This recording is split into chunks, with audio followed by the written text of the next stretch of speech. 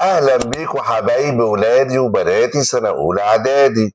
النهاردة يا صديقي هنتكلم عن طاقة الحركة اللي هي رمزها كي إي. يلا بينا. هنبدأ يا صديقي بالتعريف، ومن اسمه كده يا صديقي إن طاقة الحركة هي الطاقة التي يكتسبها الجسم نتيجة حركته. يبقى الجسم بيتحرك، نتيجة الحركة دي بيكتسب طاقة، الطاقة دي بنسموها طاقة الحركة. في تعريف تاني، أو هي الشغل المبذول برضو أثناء حركة الجسم. إزاي يا مستر نحل مسائل طاقة الحركة؟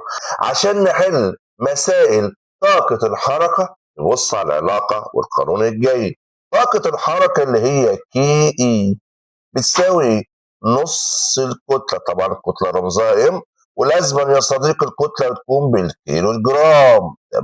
تمام يا مستر، في مربع السرعة اللي هي في تربيع، والقانون ده هيطلع منه مشتقات، عشان كده عملنا مربع لطيف جدا. المربع بيساوي 2 في طاقة الحركة على في تربيع في ام، حيث الفي تربيع طبعا مربع السرعة. يعني مثلا لو عايز الام اللي هي مين يا مستر؟ الكتله. خلاص حط صباعنا على الام كده، يبقى هنضرب 2 في طاقه الحركه على مربع السرعه. طب افرض عايز مربع السرعه، حط صباعنا يا حبيبي. لو حطيت صباعك على مربع السرعه ده، يبقى هنضرب 2 في طاقه الحركه على الكتله. طب افرض يا صديقي مش عايز مربع السرعه، عايز السرعه بس. كلنا يا صديقي خدنا في الرياضيات مادة جميلة إن أنا لو عاوز ألغي التربيع أحط القيمة تحت الجذر. يبقى لو عايز السرعة بس زي كده في اللون الأخضر ده، لو عايز السرعة بس مفيش مشكلة، هنجيبه الأول مربع السرعة ونحطها تحت الجذر. يبقى من الآخر يا مستر أنا عندي 3 علاقات. أول علاقة، لو عايز طاقة الحركة اضرب نص الكتلة ومربع السرعة، ومن العلاقة دي طلعنا مربع. المربع 2 في طاقة الحركة على مربع السرعة في الكتلة. يبقى لو عايز الكتلة 2 في طاقة الحركة على مربع السرعة. طب لو عايز مربع السرعة يبقى 2 في طاقة الحركة على الكتلة. طب افرض عايز السرعة بس، سهلة يا مستر، هنجيبه الأول مربع السرعة وبعد كده هنحطه تحت الجذر. مسائل على طاقة الحركة بيقول لك ايه؟ احسب طاقة الحركة. عملنا طاقة الحركة وعليها علامة استفهام، يبقى ده السؤال المطلوب. كرة معدنية كتلتها 2 كيلو جرام، يبقى الام بتاعنا ب 2 كيلو جرام، وده أول معطى.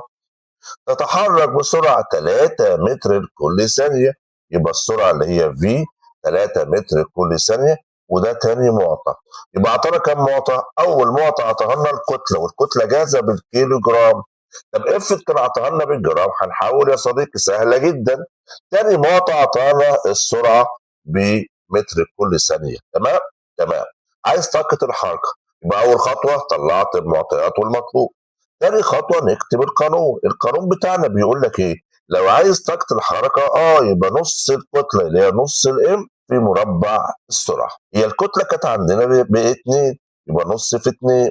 طب السرعة عندنا كانت كام؟ السرعة كانت 3، يبقى 3 في 3. طب ليه ضربتها مرتين في بعضها؟ انا عايز اربع. تمام. تمام. خلصت العمليات الحسابية طلعت عندي ب9، يبقى ده الناتج للقياس اللي هي بالجول. الحلقة دي يا صديقي بيقول لك احسب الكتلة، جيت جايب الام وحاطط عليها علامة استفهام، وانا عارف كده لو هجيب الكتلة او هجيب مربع السرعة هستخدم مربع الجميل ده. طيب احسب الكتلة جسم طاقة حركته 54 جول، يبقى بعد كده اول معطى ان طاقة الحركة 54 جول. يتحرك بسرعة مقدارها 2 متر لكل ثانية، يبقى دي تاني معطى ان السرعه 2 متر كل ثانيه. باول معطى عطاهولي قال لك ان طاقه الحركه ب 54 جول. تاني معطى عطاهولي قال لك ان السرعه بتاعتنا ب 2 متر كل ثانيه. هات من المعطيين دولت مين؟ الكتله. وطبعا الكتله هتطلع بالكيلو جرام، استخدم مربعنا. نحط صباعنا على الكتله. الكتله بتساوي ايه؟ 2 في طاقه الحركه على مربع السرعه. نكتب القانون. ادي الكتله 2 في كي اي، يعني 2 في طاقة الحركة على في 2 اللي هو مربع السرعة، يبقى 2 في 54 على 2 في 2 ربعنا السرعة. طلع الناتج كام يا صديقي؟ طلع الناتج 27. 27 ايه يا صديقي؟ كيلو جرام. بيقول لك احسب سرعة، يبقى هنا المطلوب مين؟ الفي. جسم كتلته 5 كيلو جرام، يبقى أول معطى عطاهولي قال لك إن الكتلة 5 كيلو جرام، ما فيهاش تحويل، عطالي جاهزة. أمال لو كان عطالي بالجرام زي ما قلنا هنحولها للكيلو جرام نقسم على 1000. تاني معطى عطاهولنا قال لك إن طاقة الحركة بتاعتنا 9. 9 إيه يا مستر؟ 9 كيلو جول. أبا هنا عطاك طاقة الحركة بالكيلو جول، يبقى لازم إحنا نحولها للجول. تمام. تمام يا مستر. يبقى هنحول من كيلو جول لجول، هنضرب كام يا حاج؟ هنضرب في 1000، يبقى كي اي هتساوي 9 في 1000، يعني 9000 جول. تمام كده. يبقى عطانا طاقة الحركة، عطانا الكتلة. الكتلة كانت مظبوطة بالكيلو جرام، مفيش مشكلة. أما طاقة الحركة كان عطاها لنا بالكيلو جول، فحولتها للجول. أنا ما عنديش قانون مباشر يديني السرعة، فبضطر الأول أجيب مربع السرعة، وبعد كده أحط مربع السرعة تحت الإيه؟ الجذر. يعني المسألة دي هتتحل على خطوتين. أول خطوة هنجيب مربع السرعة، سهلة يا مستر. هنروح عند المربع، مربع السرعة اللي هي في تربيع هيساوي 2 في طاقة الحركة على الكتلة. تعالى نعوض، يبقى 2 في 9000 على الخمسة، هيطلع لنا ناتج كام؟ 3600. وركز في الوحدة، الوحدة هنا هتكون متر لكل ثانية لكل تربيع. طب ايه الكل تربيع ده؟ عشان انا هجيب مربع السرعة. يبقى لو سرعة بس متر كل ثانية، طب لو سرعة تربيع يبقى متر كل ثانية تربيع.